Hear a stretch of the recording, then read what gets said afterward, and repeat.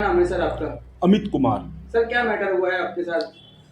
Sir actually मैं पिछले काफ़ी समय से करीब ये कहानी समझो लगभग मुझे दिसंबर में पता चली जब मैं अमृतसर से मेरा ट्रांसफ़र परमानेंट दिल्ली हो गया था। मैं अमृतसर में जॉब कर रहा था और उस बीच में घर 7 दिन 10 दिन पे आता-जाता रहता था। तो बीच में कई बार ऐसा घटना हुआ कि मेरी बेटी जो अभी साढ़े 3 साल की लगभग है, उनको कई बार पैर में चोट, कई बार दाँत उस एक बार दाँत टूट गया उसका। तो मेरी वाइफ़ मुझे बताती थी कि इसका दाँत टूट गया, पैर टूट गया। पर जब मैं घर आता था तो मुझे बेटी बताती थी कि मेरा तो दाँत तोड़ा, पर आप किसी को बताना मत, मुझे मारेंगे। और मुझे भी ड्यूटी करना होता था तो मैं फिर चला जाता था। पर दिसंबर में मेरा परमानेंट ट्रांसफ़र हुआ तो ये मेरी पत्नी काफ़ी बदली हुई सी लगी मुझे।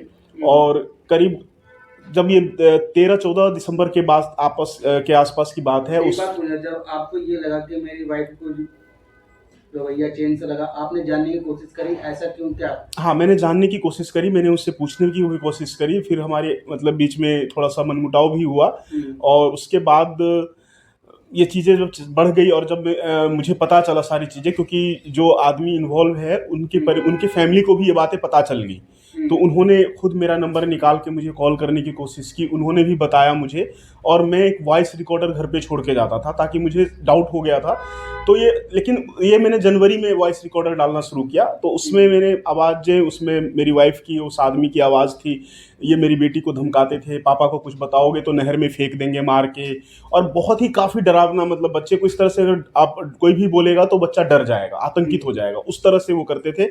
मेरी वाइफ़ मारती थी, कंटिन्यू मार, मतलब मेरे पास उसकी रिकॉर्डिंग है, बाइट से आधे-आधे घंटे तक मार ही रही है। और उसका आवाज़ आ रहा है रोने का और ये बोल रही है नहीं बताऊँगी, मैं पापा को कुछ नहीं बताया है, नहीं बताऊँगी, नहीं बताऊँगी। ये करके 3-4 दिन की इस तरह की रिकॉर्डिंग है जो मेरे पास है। और ये सब चीज़ें चलती रही, फिर अप्रैल तक ये चलती रही। वो बीच में एक बार अप्रैल में भी करीब 4-5 अप्रैल के आसपास मेरी बेटी ने बताया अंकल आए थे, अंकल ने मुझे मारा। मैंने वाइफ से पूछा तो वो फिर वही झूठ बोल देती थी, कुछ सबूत नहीं है तुम्हारे पास। तो मैंने बोला मेरे पास रिकॉर्डिंग में चीज़ें हैं, ये सब चीज़ें। तो मुझे डराती थी कि वो बहुत बड़ा ये है, मतलब उसके पुलिस से लेके मतलब सारी फरीदाबाद पूरा डरता है उससे, तो तुम कुछ नहीं कर सकते। उसका भी रिकॉर्डिंग मेरे पास है क्योंकि वो झूठ बोल देती थी, तो मैं इसलिए उसकी बात रिकॉर्ड करने लगा, तो ताकि एक बाद में पलट ना जाए। तो उस तरह से हुआ। फिर मुझे कई बार ऐसा लगा कि मुझे खाने में भी कुछ दिया गया है, तो मैं बीमार भी पड़ा। और उसकी रिकॉर्डिंग में भी बाइट्स मैंने सुनी कि वो विधवा होने की बातें कर रही थी, कि मतलब 2 ढाई महीने में विधवा हो जाऊंगी, अभी ये चीज़ें थोड़ी रुक जाए। तो अब विधवा होने का कौन प्लान करता है। और मेरी तबीयत भी खराब हुई, मैंने एमएलसी भी कराया। फिर परिवार और बच्चों के खातिर मैंने, फिर चलो मैं बच गया, अभी ठीक हूँ। तो फिर उसको मैंने आगे बात को नहीं बढ़ाया। इतना सब कुछ होने के बाद कभी भी आपने प्रशासन से शिकायत या कुछ किया आपने? हाँ, जब मेरी तबीयत खराब हुई तो उस बार मैंने एमएलसी कराई। बट उन्होंने बोला अगर आपको आगे जांच बढ़ानी है तो फिर कंप्लेन करनी पड़ेगी, और इस पे जो भी क्या है इसके अंदर है वो आपको टेस्ट टेस्ट होगा, तो उसका अलग टेस्ट होगा, केस होगा। तो मैं ये सोचता था कि घर का मैटर है, वाइफ ही शामिल है, तो मैं किसी तरह बचूं, सेफ हूँ। तो मैंने इलाज भी कराया कई जगह, उसके भी डॉक्यूमेंट्स मेरे पास हैं। और फिर यही था कि बच्चे, परिवार को बचाने की मतलब कोशिश करता रहा, लेकिन अंत तक वो मानी नहीं। सर आपकी क्या शिकायत है? प्रशासन से देखिए, मेरी बेटी के साथ अत्याचार हुआ है। मेरी बेटी जब मैंने बेटी से पूछा पहले क्यों नहीं बताती थी, तो वो बोलती थी मैं डर जाती थी, मुझे मारते थे रोज आके। और आप ऑफिस चले जाते थे तो मैं कैसे बताती आपको, मुझे डर लगता था। मुझे यहाँ टच करते थे, बैड टच, मतलब बैड टच तो उसको पता है, क्योंकि उसकी मम्मी ही खुद सिखाती थी उसको गुड टच बैड टच क्या होता है। क्योंकि बच्ची है, स्कूल जाते हैं, तो ये सब वो बताती थी।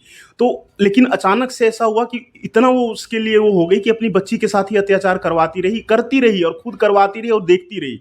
मेरी बेटी ने बताया मुझे कि मुझे यहाँ टच करते थे, ये मतलब इस तरह से, मतलब बहुत सारी चीज़ें, यातनाएं दिया उसको, इस तरह से टच किया, यहाँ पे टच किया। तो मैंने बोला और भी कुछ, तो उसने बताया कारपेट गंदा कर दिया। और जो एक रिकॉर्डिंग है मेरे पास, उस रिकॉर्डिंग को आप सुनेंगे, अगर आप सुन लेंगे तो मुझे नहीं लगता कि उससे बाद कोई भी सबूत चाहिए, क्योंकि वो बोल रही है कि वो फ़ोन पे था और मेरी बेटी बोल रही है वो अंकल आए थे घर पे। तो उस बाइट्स में जो आवाज़ है मेरी बेटी की, और जिस तरह से आधे घंटे तक उसको तड़पाया गया है, वो मतलब सारी चीज़ उसमें, उसको सुनने के बाद मुझे नहीं लगता कि कोई भी सबूत की ज़रूरत है। वो रिकॉर्डिंग ही अपने आप में बहुत कुछ बोलता है।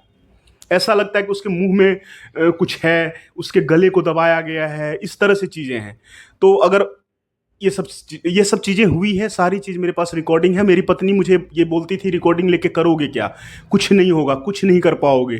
तो वो बंदा बहुत ही ताकतवर है, बहुत ही पैसे वाला है, सब पैसे पे बिक जाते हैं। जब आपको ये सब ऐसा लगा, आपने ये सब चीज प्रशासन को बताया, तो उन्होंने विपक्ष पार्टी पे एक्शन क्यों नहीं लिया? मुझे ये लगता है कि बहुत बड़ा एक इसमें कुछ ना कुछ बहुत चीज़ शामिल है, ये छोटी बात नहीं है। और CWC प्लस जो 3 सेक्टर जो पुलिस थी, उन्होंने, मुझे ऐसा लग रहा है कि वो पीड़ित पक्ष के तरफ कम उनका झुकाव है और आरोपी की वो मदद करना चाहते हैं। अब इसमें उनका क्या पर्सनल इंटरेस्ट है मुझे नहीं पता, बट मेरे पास सब कुछ है और मुझे दबाव भी डाला गया। CWC वाले ने मुझे दबाव बनाया मुझ पे कि ये इस तरह से हो जाएगा, आप मुझे किसी, आपकी दिमागी हालत ठीक नहीं है, उसका वो कर देंगे, इस तरह से।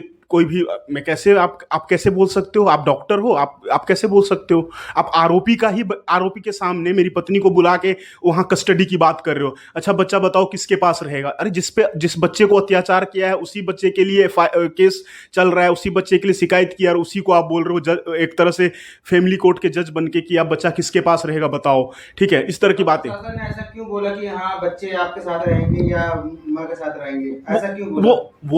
वो उनको जाने, उनको दबाव बनाया होगा। मेरी पत्नी और उस आदमी ने मिलके कुछ उनको कहा होगा, और उसकी तरह से, क्योंकि जो बच्ची को इतना मारा है उन्होंने, इतना टॉर्चर किया है, उसके सामने तो कुछ बोलेगी ही नहीं मेरी बेटी, कुछ बोल ही नहीं सकती। तभी पुलिस ने भी मुझे बोला कि आप आओ, दोनों बच्चों को लेके आ जा। तो और मेरी वाइफ भी बोल रही थी कि दोनों बच्चों को लेके आओ। तो जब आरोपी के सामने मैं किस तरह से बच्चे का बयान दिलवाऊंगा, और 3 साल के बच्चे का बयान किस तरह से होता है, आप खुद समझ सकते हैं। तो ऑब्वियसली कोई भी, मैं अकेला हूँ वहाँ पे, उनके बहुत ताकतवर लोग हैं, दबंग लोग हैं, पैसे वाले हैं, कुछ भी करा सकते हैं। मुझे धमकी भी कई वो बंदे ने दिया है, मेरी बेटी को धमकी दी है। हम गाँव जा रहे थे 12 अप्रैल को, तो मेरे मोबाइल पे फ़ोन आया, फिर मेरी वाइफ ने उसको लिया, उस फ़ोन को, और बोला 3.5 साल की जो बच्ची है, 3.5 साल की जो है ना, इसको गाँव पे ही छोड़ के आना, नहीं तो मार दूंगा। और काफ़ी ज़ोर से चिल्ला के बोला, वो भी ऑटोमेटिक रिकॉर्ड हो गई, वो भी मैंने बाद में सुनी वो रिकॉर्डिंग, तो वो भी मेरे पास सबूत है। मुझे गंदी गंदी गालियाँ दे के ब्लैकमेल करने लगा, मतलब मैं बता नहीं सकता, मुझे इतना मेंटली टॉर्चर मेरी पत्नी और उस इंसान ने किया है। मैं उसके लिए मैं कई बार ये सोचता था कि मैं आत्महत्या कर लूँ, फ्रस्ट्रेशन में आके। इस तरह से उन्होंने मुझे टॉर्चर किया है। मतलब आप इतनी दावेदारी से, मतलब कैसे कह सकते हैं कि जो विपक्ष पार्टी है जिसका आप नाम बता रहे हैं, कैसे वो, क्या दबंग टाइप के हैं या क्या लगता है आपको? वो मेरी पत्नी बताती थी कि वो उसका बहुत बड़ा, उसका पुलिस प्रशासन सब उसके पास है, सब कुछ है, पैसा है, सब कुछ है, तुम कुछ नहीं कर पाओगे, तुम क्या कर लोगे, सबूत लेके क्या होगा, सबूत मिट जाते हैं, इंसान मिट जाते हैं, इस तरह की चीज़ें वो मुझे हमेशा धमकी देने लगी थी। और मैं सिर्फ इसलिए चुप था कि अपना परिवार बचाना चाहता था। बार बार वो गलती करती थी और बार बार फिर रात को आती थी, वो इसी तरह की हरकत करती थी, बच्चे को मारना, उसको फिर टॉर्चर करना, वो भी मेरे पास रिकॉर्डिंग है सारी उसकी। क्या कहना चाह रहे हैं? जी बस मेरी यही गुजारिश है कि इनके खिलाफ सख्त से सख्त कानूनी कार्रवाई हो। प्रशासन से एक गुहार लगा रहा हूँ कि बस इनके खिलाफ FIR हो, और जो भी मामला बनता है एक सत्यता के साथ जांच हो, और इसके पीछे जो भी चीज़ें जुड़ी हुई है, जो भी चीज़ें हैं, उन सब की जांच हो, और मुझे मेरे बच्चों को सुरक्षा प्रदान की जाए, क्योंकि मुझे इनसे मेरी जान को खतरा है। वो गैर कानूनी तरीके से, मेरी वाइफ ने मुझे बोला तुम्हारा लोकेशन ट्रैक करवाती हूँ, व्हाट्सएप पे चैटिंग भी बोली, लोकेशन ट्रैक करवाऊंगी, ये करवाऊंगी, कहाँ हो वहीं से उठा लूँगी। तो इस तरह की बातें भी हुई है, तो हम भी डरे हुए हैं। 2 बच्चे मेरे साथ हैं और मेरे साथ खुश हैं दोनों बच्चे, पर मैं इनको चाहता हूँ कि इनकी भी सुरक्षा हो, मेरी भी सुरक्षा हो, बस इतना ही चाहता हूँ।